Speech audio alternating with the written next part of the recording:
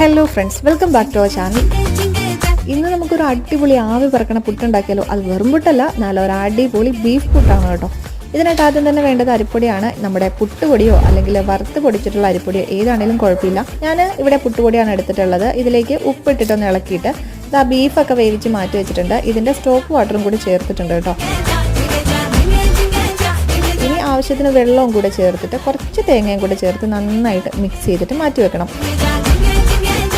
ഇനി നമ്മുടെ ബീഫൊക്കെ ഒന്ന് പൊടിച്ചെടുക്കാം. എന്നിട്ടൊരു മസാല തയ്യാറാക്കിയെടുക്കാം. അതിനായിട്ടൊരു പാത്രത്തിൽ എണ്ണ ഒഴിച്ച് പച്ചമുളക്, സവോള, ഇഞ്ചി, വെളുത്തുള്ളി പേസ്റ്റ് ഇതൊന്ന് മൂത്ത് വരുമ്പോഴത്തേക്കും മഞ്ഞപ്പൊടി, മുളക് പൊടി, മല്ലിപ്പൊടി, കുരുമുളക് പൊടി ഇതിൻ്റെ പച്ചമുളകൊക്കെ മാറുമ്പോഴത്തേക്കും കുറച്ച് തേങ്ങയും നമ്മുടെ ബീഫും കൂടി മിക്സ് ചെയ്ത് ഫ്ലെയിം ഓഫ് ചെയ്യാം.